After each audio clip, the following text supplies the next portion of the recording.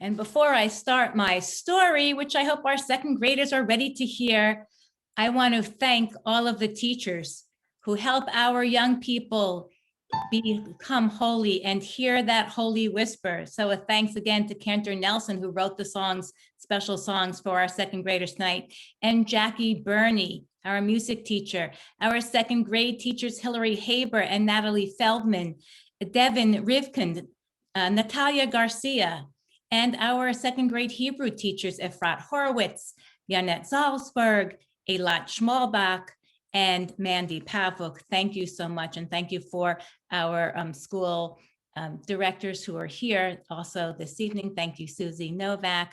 And thank you to Nora, our head of school. What a wonderful Shabbat.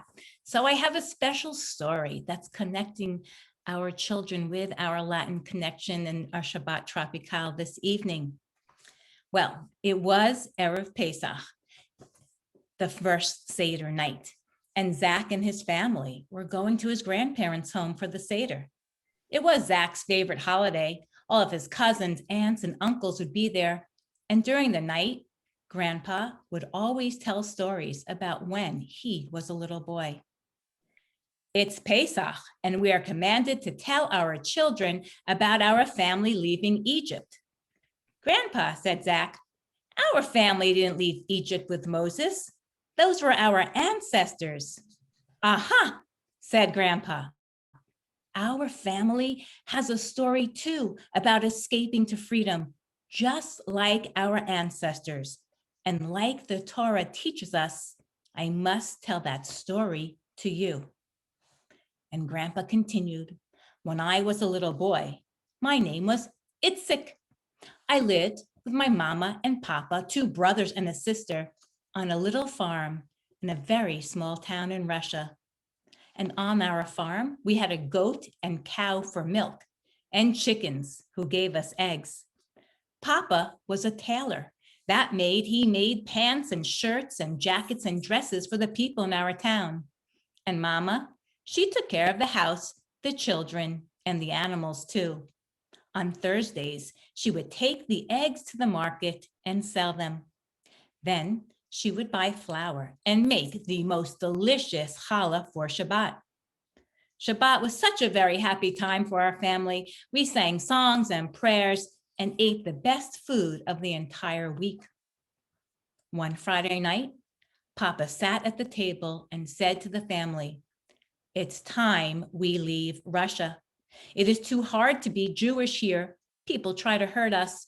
The man who sells me cloth to make my beautiful coats and dresses won't sell me any fabric because I am Jewish. And how can I be a tailor and make people clothing without any cloth? We must go. But don't worry, family. We are moving to a warm and beautiful sunny island called Cuba. An island is surrounded by water. I was scared because I didn't know how to swim. But Papa reassured me and said, I will teach you how to swim. And Papa always kept his promises. My brothers and sisters and I, we were so very excited. We had never heard of Cuba. I did not know where it was or how long it would take us to get there.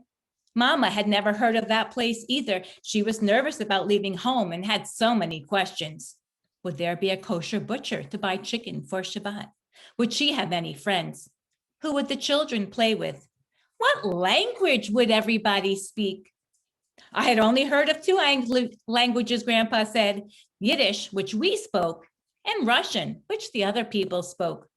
Of course, I knew about Hebrew too, the holy language of the Torah. Papa said we would learn a new language, Spanish. We started to prepare for the journey.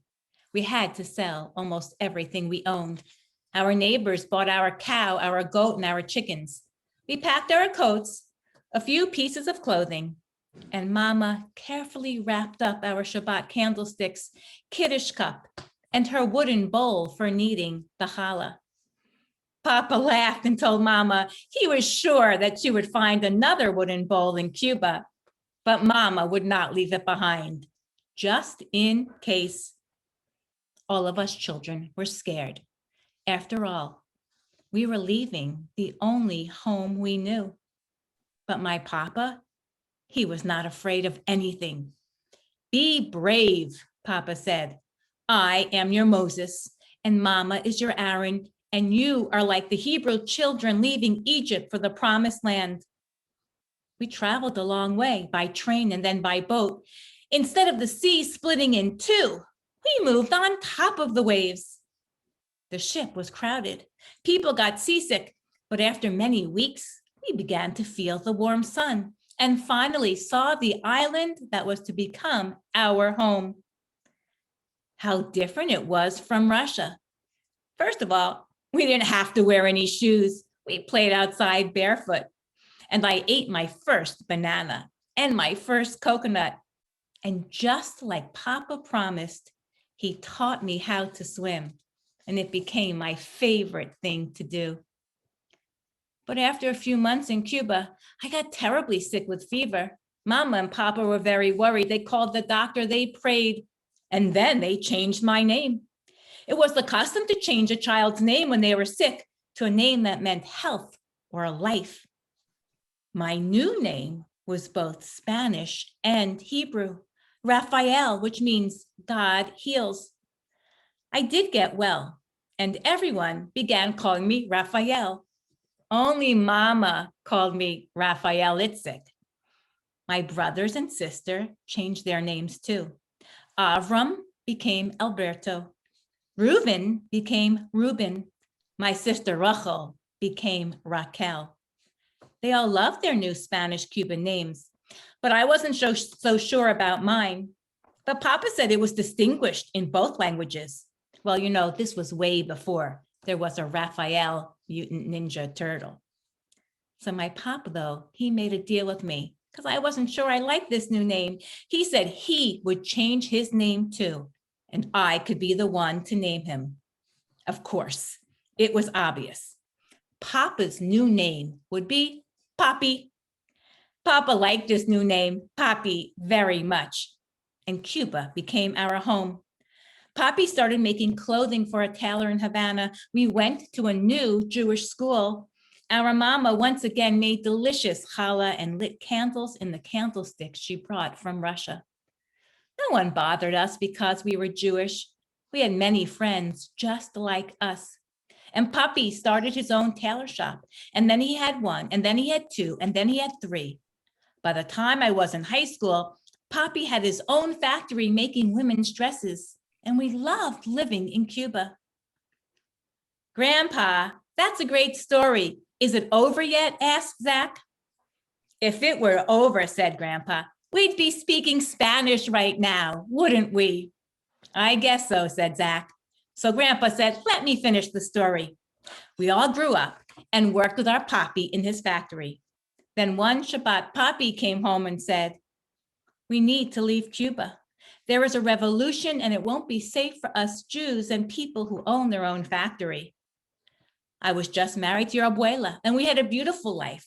But once again, Papi became our Moses and we had to leave everything behind. But this time, we only had to take a short flight to get to Miami. We had no money and abuela and I moved into a very small apartment. I started selling pencils and postcards to tourists on Miami Beach. Every day I would walk up and down the street asking people if they wanted to buy a postcard and a pencil. Just like Papi, I worked very hard. And eventually I owned my own souvenir store. And then I went back to the dressmaking business. Abuelo and I had our own children. And one of them, your father, Zach, we named after my Papi. But what was your Papi's name? You just kept calling him Papi. I told you throughout the story, said Grandpa. My Papi's name was Moshe, just like Moshe, who brought our people out of Egypt. But Grandpa, wait a minute. You said my dad was named after your Papi, Moshe, but my dad's name is Michael. Well, of course it is, said Grandpa. We gave him an American name.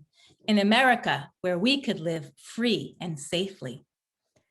Is the story over now? Asked Zach. Well, actually, Zach, It's your job to continue the story from generation to generation.